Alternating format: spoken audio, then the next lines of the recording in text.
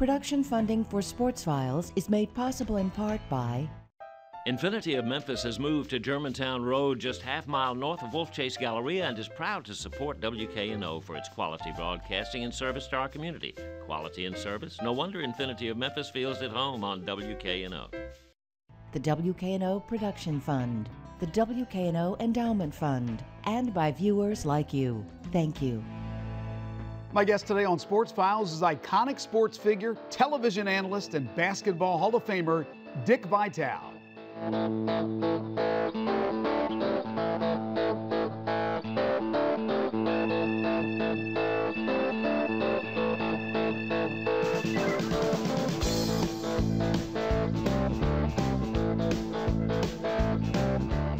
Dick Vitale has had an amazing run. He's as well known a sports figure as the athletes themselves. In fact, he's probably more popular than most. But if you think Vitale is all glitz and no substance, then you have no idea who the real Dick Vitale is. For years, he has been in the forefront in helping raise money and awareness about pediatric cancer. He also serves on the board of the Jimmy V Foundation and has made appearances throughout the country, using his celebrity to help out numerous causes. In simple terms, Dickie V just gets it. He also knows how to fire up his audience with a passion and flair few others even attempt to replicate. He is a true original. His catchphrases are timeless, and he's surely been impersonated by thousands. When you hear the words diaper dandy, or PT Pia, or Dipsy Doo Dunkaroo, or It's Awesome Baby, you know it's Dickie V. Today, the fun side and the serious side of the iconic Dick Vitale, and he's next on Sports Files.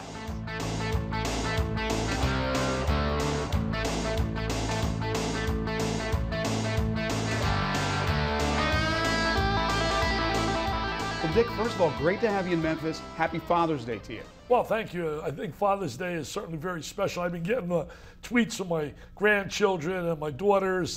You know, you take that responsibility. I think a lot of guys don't understand. You know, it's probably easy bringing a child in the world, but taking care of that child and nurturing them and having the responsibility to raise them with lots of love. I know I miss my father so much. My dad really set an example for my family in every way possible. I can't remember him missing a day's work because of a headache or the flu, and he worked. I mean, pressed coats in a factory. The more coats he pressed, the more money he got paid. Came home, we ate dinner. I learned more at my dinner table than any class I ever had. I learned about love. I learned about family. I learned about togetherness. I learned about adversity. And then he put on a security guard uniform on. You're from Jersey. And he would go to the Bergen Mall in New Jersey. And he would walk the mall from 6 to 12 as a security guard. That was his life. Up at 6 in the morning, go to the factory, press coats, eat dinner, and go walk the mall. And if you don't think that affected me to learn about discipline and learn about family and love, it really impacted me big time. So I miss my dad. Values as well. I lost my dad when I was 13 years old. He died at the age of 35. So it's very special this day to me, not having been with him for many, many years. Dick, this is quite the hardware you have next to you. You've won a lot of hardware. Of course, being elected into the NBA Hall of Fame, probably at the top of that list. But to be honored by the AutoZone Liberty Bowl, a college football game with the Distinguished Citizen Award. What do you think about this honor? Well, I'm really touched by it. I know when Steve called me and Dave Wolushyn, they called me about it, I was touched by it because obviously they're involved with St. Jude. And St. Jude is so special to me. St. Jude's been part of my life. I can't begin to tell you. I lost my eye as a youngster, and I thought it was the end of the world. And my mother gave me a St. Jude card. And St. Jude's been with me for over 70 years in my pocket. Wow. And St. Jude has been a part of my life. It's the same. I'm not here to preach religion, but in a Catholic religion, it's all about hopeless times. You reach out to St. Jude, and I know I've reached out a number of times, begging and pleading to have one good eye, and St. Jude's been good to me, man. Been good to me. So when I took a tour today and went with Steve and the beautiful people at the hospital, taking my wife and I on a tour of the St. Jude's Hospital, I was blown away by what they have done. I only would hope and dream and pray that Danny Thomas could have been living to see what this has built into, the impact he has had on lives for generation after generation. Isn't that a sign of greatness? You know, winning a basketball game is one thing, but you're affecting people's lives like he has and what he does because of what he started. Have the vision. I feel when I look at that, I feel like a nobody because, man, what he did is something special. But you've affected lives, Dick, and I want to talk about what you have done with, obviously, your great friendship with the late Jim Valvano and what you do for cancer research, and it's so dear to your heart. So, yes, you may be calling basketball games and making a lot of people happy with the way you call a game, but you've done a lot of things for a lot of people. Well, I appreciate that. I think, you know, it's important in life to give back. I think celebrityhood has given me an opportunity to open up doors to where I can get the CEOs and the presidents, people that can make instant decisions in donating money and giving money. And it's really something that I try to utilize in a positive way. And I try to use celebrityhood in a positive way. And we've been blessed that we've raised, we like to think, some good dollars. So with the V Foundation, I'm a member of the board of directors. We've raised over $120 million that's utilized in all kinds of research for breast cancer, lung cancer, you name it, prostate cancer, right down the line. But my specific gala through the V Foundation is for kids. It's all about pediatrics. I've said it once and I'll say it again. There is very little being done to help kids with dollars from researching cancer. Only 4%. It breaks my heart when I hear this. Only 4% of every dollar raised for cancer research goes to pediatrics. Wow. And that is sad. That is sad. It's got to change. That's got to change. The kids, that's our future. Seeing these youngsters battle this disease. We had at my gala, I introduced to the crowd. The crowd was filled with greatness. You name the coaches. John Calipari was there. Bob Huggins. I can watch Jimmy Larrañaga. Over the years, we had Calipari, Patino, Donovan. You name them, they've been with us. Heisman Trophy winners have been with us. Vinny Testaverde's been with us. This year we had Jameis Winston with us. We have Kenny Chesney. We've had Magic Johnson. I mean, we've had greatness. But I told the crowd this year, I said, you know, with all the greats that are here, and I thank every one of you for coming, because they all come free of charge. They all pay their own way, pay their own expenses, and many of them give us thousands and thousands of dollars. I mean, thousands. So I told them, I said, but now I'm going to introduce a team that to me is what courage is all about. And I brought up 10 youngsters, and I talked about each one because I get to know them. A name doesn't mean much to the people here, but Jake Tarasca. Jake Tarasca was told, you will never walk, you will never talk, and most likely you're going to lose your life to neuroblastoma. Today, Jake is 16 years old, and I'll tell you, he's an outstanding baseball player. God bless him. One of the best in our area, and I introduced Jake. Then I introduced the young guy. You see him and you just want to hug him. 7 years old, Josh, the cutest, the smile, light up a room. Josh did 1,600 doses of chemotherapy. And he can't do enough to want to help other kids. And it just blows me away. And I introduced all these kids to the crowd, and obviously was tears in the crowd, standing ovation, over 900 people that paid $1,000 a person, and we raised $2.38 million. Wow. But that's not enough. Well, Dick, as you said, you've used your celebrity for good, but there was a point you didn't know you were going to be this celebrity. Let me go back to the late 70s. I was in high school. I remember you because I was a budding sportscaster. I wanted to be a sportscaster since I was a kid, so I followed sports. I knew that you were the head coach at the University of Detroit, now Detroit Mercy. I'm looking at your numbers: 79 and 29 in 4 years, 26 and 3 in that fourth year. Why did you become an AD? And then eventually you went to the Pistons, I'll talk about in a second, but why'd you get out of it there? Well, I made a mistake. I should have never went to the NBA. I belonged in college. Jimmy Valvano used to always say, never mess with happy. If one is happy, don't mess with it. And I think too many people mess with happy. They're happy where they are, but they're a free agent. They can get more money going somewhere else. They take the cash. And cash is not always the answer. I mean, if you're making a good living, and when the job came open with the Pistons, I was shocked, and stunned. I got offered the job. I was like in my 30s. And it was an ego trip, too. I mean, financially, here it is. I mean, 1970, I'm teaching the 6th grade, coaching the high school. 7 years later, I'm in the NBA as a head coach. Wow. I'm sitting there in awe. I mean, I got Jerry West on the other sideline, Jack Ramsey. I want to get my autograph book and go get autographs. Man, it's unbelievable. But really, my personality belonged in college. You know, we see now Billy Donovan's moved on, Freddie Hoiberg, but as opposed to when John Calipari or Pitino or myself or Carlissimo or the late Jerry Tarkanian, we didn't go to good teams. We didn't go to teams that really had the personnel to win. Billy and Fred right now are going to teams that have a chance. Anytime you got a Kevin Durant and a Westfall, you got a chance to win. You go with Derrick Rose, who you guys obviously know well here, but Derrick Rose and company, Noah, down there with Chicago, you got a chance to win. And I couldn't handle losing. Best thing that ever happened to me was getting fired, because had I stayed in coaching, I firmly believe I would have never made it to 50, because I couldn't handle losing. I couldn't lose and tore my heart out. But you went from that situation where you were out of a job, you had coached in college and the NBA, you're trying to figure out what to do next. This fledgling company, ESPN, asks you to do games. Yep. And it took a while. You didn't become Dickie V for a few years. Nobody knew us. Nobody watched us on TV. But were you could not have been the broadcaster you are today when you first started, right? Did you even like it? Well, I liked it. I liked the idea of getting out with people, but I was still thinking about, coaching in college. Right. Until one day, I didn't understand what he meant. When I got hired, first of all, it's amazing how something could change your life. My last game I ever coached as a college coach, we played at Rupp Arena, and we played the University of Michigan, and they were #1 in the country. It would be like, I guess, to equate it to, I don't know, a Memphis playing with their super, a Tennessee. But we're playing with a little guy, basically the eyes of the public, and Michigan's the giant. Their phone budget is bigger than our whole budget. But there we are. We won 21 in a row that year. We beat the likes of Michigan State and Arizona, who had great teams, and we beat Marquette. In fact, at Marquette, Al McGuire's team that won the national title. The year they won, right? 2.5 months after we beat them. But anyway, we were good. I had 3 NBA players. We were good. And we wanted to play Michigan. We couldn't get them on a schedule. Finally, when the pairings came out, one of my assistants comes running in. He says, "Coach, you're not going to believe this. If we get to the Sweet 16, we play Michigan."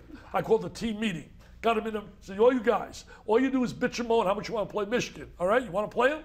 Roll down the pairings." There they are. Sweet 16. There's your momentum right there, right? So now we go and we play them at Rupp. And the day before at practice, there's 3 people at practice. 2 I recognize right away. 1 I have no idea.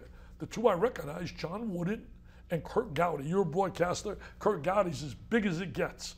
I'm saying to myself, what are they doing here? The 3rd guy comes up to me and he says, "Dick, we've decided, because it's David and Goliath, we're going to televise the game on NBC. Mm-hmm. And Mr. Gowdy is going to do the play-by-play, and John Wooden is going to be the analyst." Oh, my God. I was like a little kid on my Thursday. John Wooden. So I bring my team over to meet him. We take a picture, and I give a talk, a 5-minute talk about greatness. I told my players, I said, I'm going to define greatness. Greatness is right here.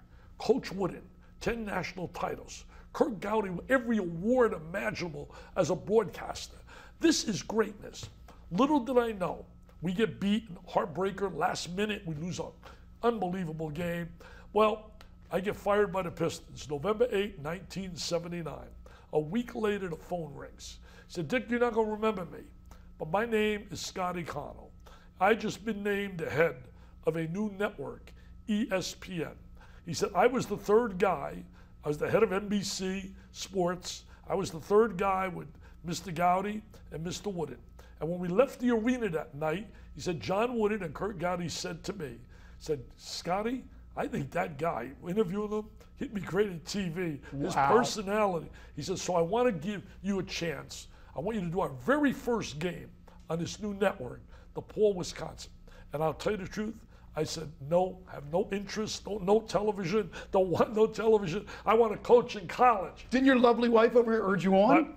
She's the one that threw me out of the, she actually threw me out of the house, because my wife, let me tell you this, I was watching Luke and Laura at General Hospital. I was so down, man. I was down and depressed. My career was exploding. And then all of a sudden you get fired. Right. Nobody calls you back.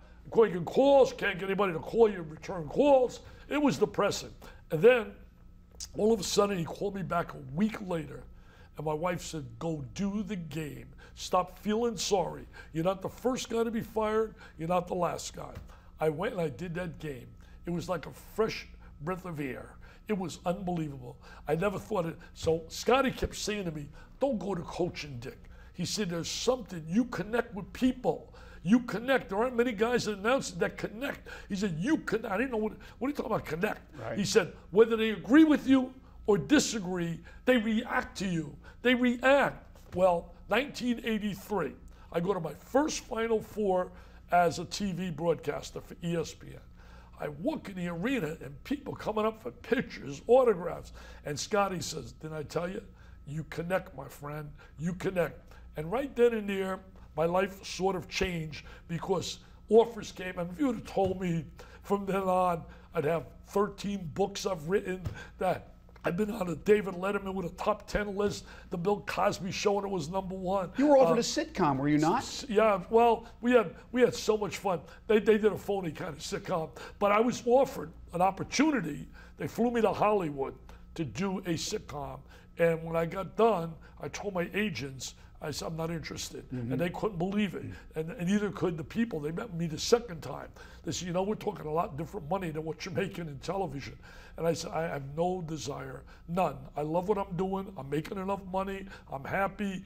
I realized, you don't just run for dollars. And I think too many people do that. I only have a few more minutes, Dick, but I want to ask you, is there ever a point where you're just, leave me alone. I can't always be on. I need some time to myself and my family. Does that happen to you? Absolutely, but I get so much time with my family. People that really know me, my intimate friends, know that everything in my life, and my wife, my daughters, my sons-in-laws, and my 5 grandkids. My whole life evolves around them. I'll be going tomorrow to a party today. My little granddaughter, Ava, she's 10 now. She turned 10 yesterday. Papa, you're going to take me for my birthday. I'm on the road, and I said tomorrow, Monday night, we're going out, and we're going to have a great time at the Cheesecake Factory and go out for her birthday. But my family, a lot of people don't know this. When my daughters went to Notre Dame, I was telling today, Steve Earhart, I said, a lot of people don't know it cost me a lot of money because I closed my calendar from Thursday to Sunday, and I had a lot of offers to speak, making a lot of money because I do a lot of corporate events. Sure. And I said, I'm not going. I did not miss. In 4 years, my daughter was at Notre Dame. I did not miss one Notre Dame home football game. Wow. And I would always take some couple with me that was good to me, whether it be from New Jersey, somebody that was good to me in my career would be my guest, and we would go to South Bend Thursday to Sunday and see the Irish. And my daughter, we started off with like 6 people, and then it ended up like 30 every Friday night and Saturday, all their friends, and picked up the tab. It cost me a lot of money. Your old dad. Dick, I like to end all our interviews with something I call 5 for the road. So I just need a quick answer. First thing that comes to mind, simple questions. Favorite professional sports team of all time? Favorite sport?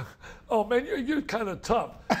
You're kind of tough, man. Wow, this just floods Favorite me. Pro team? Favorite pro team? Probably, I would have to say, growing up as a kid, the Yankees, when they had the great players, man. When they had the Mantles and Marises and all those guys. Yeah, they weren't too shabby. All right, how about your favorite pro athlete of all time? Favorite pro athlete, Magic Johnson. I love Magic for his passion and pride. What's your favorite music or musician or band? Who do you like to listen to when you just kick back and listen to music? I love all kinds of music, but give me Kenny Chesney and give me Lionel Richie. Really? So a little country, a little bit of R&B, soul? We are absolutely fanatics, my wife and I, for concerts. We go to concerts galore, every kind, from Josh Groban to you name it. Hey, I got a great Josh Groban story if you want to hear it. Okay. I'll give you a quick one. Josh Groban. Wife comes home, so I'm going to see Josh Groban in concert. I said, I'm not going to see Josh Groban. I don't know Josh Groban. I don't know his music. And she said, no, you got to go. My daughter said, he's great, Dad. So I put on Twitter as I'm going. I have 700,000 followers. I put, hey, tell me about this guy, Josh Groban. Is he any good? I'm going to see him. Well, I get all these tweets. He's fantastic. When he does the prayer. Middle of the concert, he's singing. The place is packed, 20,000 people. Josh Groban goes to the crowd. I understand Dickie V's in the house, and he sent a tweet out. I wanted to know if I'm any good. Am I any good, Dickie V? And then we met with him after the show. How about that? Oh. And you learn quickly about Twitter that it gets back to some people that you tweet about. Favorite movie of all time? Could be a sports movie or anything. I love Rocky. I love Rocky. The original Rocky. I love the original Rocky. And finally, your favorite TV show. What's your simple little pleasure watching? Ed Sullivan years ago, man. Give my age away. What about in this century? This century, my favorite TV show. I don't watch much TV. ESPN Sports Center. Good answer. Hey, Dick, it's been an absolute pleasure. Same here, man. Thank you so much. You're well prepared, man. Thank you. You got a chance in this career. I hope man, so. I wish I had your looks and I was your age. I wish I had some hair in my head. The great Dick I might Vitale. make it. We'll take a break. Overtime is Gotta get a coming up TO, next. baby.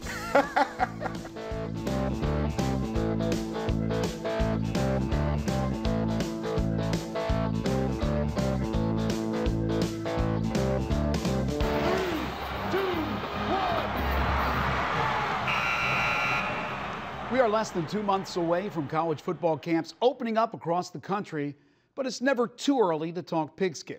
Last year was the first year of the National College Football Playoff, which resulted in Ohio State winning the first ever championship, taking down the Oregon Ducks 42-20.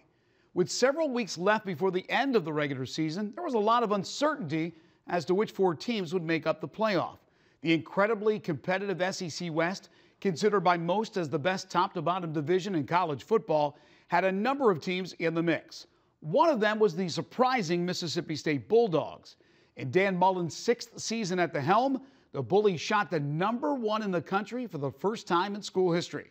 And while the Dogs were unable to sustain that top ranking, they did go on to produce one of their greatest seasons in the 110-year history of the school.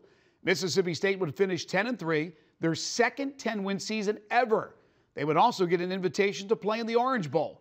Once again, only the second time in school history the Dogs got to play in one of the major bowls. Last month, head coach Dan Mullen paid a visit to Olive Branch, and our Sports Files camera caught up with him. How did your spring practice go, and what did you learn from it?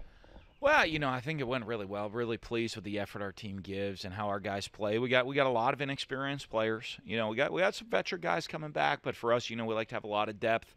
We play a lot of guys and develop and roll guys through an awful lot. So we got some inexperienced guys that still got a lot of work to do before we play the first game, but we got a lot of time until we have to play that game. What did you try to accomplish in spring training? Well, just that, to get guys ready to go play. Teach these young guys that haven't played a whole lot of football to learn how to play with maximum effort. That's really important to me. And so, if we get those guys, they're learning how to play to the level we expect them to play at. Well, you had a pretty good year last year, 10 wins. How do you build on that? Well, we got to get 11, 12, 13, or 14, or 15 this year. We got to find a way to get more. And I think with our guys, we've built the program to the point where we can compete for championships year in and year out, and we need to do that. And you've got Dak coming back. What does that mean to your program? Well, it certainly helps. Anytime you have your starting quarterback coming back, it's going to help, especially a guy with as talented as Dak is. And doesn't just help on the field, helps off the field, off-season conditioning, everything. All summer long when we can't be around the guys, Dak's going to be with the guys out there. And, in pushing guys and making sure they're continuing to develop. So you had some good exposure last year. Game day from ESPN, those guys showing up. What did that mean to you recruiting-wise? Well, I think it's great for the program. I think a lot of these young players that are out there, they look at all our players that are graduating, getting their degree, how they're being developed throughout their career, and their opportunity to go on and play in the NFL. We're putting as many players in the NFL as any team in the country. And so when you have that and they can live all their dreams at Mississippi State, they know it's a great place to come to school, and I think that helps. What are your strengths for this year? Well, obviously we got a great quarterback coming back. We got some guys coming back, some good leadership on the team with some great leaders coming back, and and our guys expect to win. We've win and we go to bowl games, so guys expect us to win and go compete for a championship. So, what's your message for the fans this year? keep showing up. We're on the right direction. You know what I mean? We've built this program from a program where maybe going to a bowl game was a great season. Now we're looking to win championships. And, we've done it by selling out the stadium, having unbelievable enthusiasm, people wearing the school colors, great pride in the school. We need to do that. Every game's got to be sold out next year. Again, we got to have the hardest environment to play in on Saturdays and continue to build on what we've built in the past. The Bulldogs will open the 2015 season on September 5th at Southern Miss and will begin SEC play the following week when they play host to LSU on the 12th at Davis-Wade Stadium. Well, the NBA draft is taking place tonight, and the Memphis Grizzlies are set to select 25th in the first round.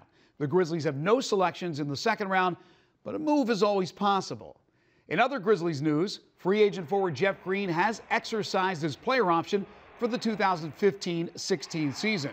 That was certainly expected. Green will make $9.2 million. Of course, Grizzlies fans are awaiting the biggest news of the offseason, and that is the Marc Gasol decision, which is right around the corner. Several national outlets have reported that Gasol will entertain offers from interested parties, but when it's all said and done, will re-up with the hometown team. We will soon find out. And that'll do it for now. Remember, you can see any of our previous Sports Files programs by simply going to our website, WKNO.org. Until we talk again, have a great week, and we'll see you next time.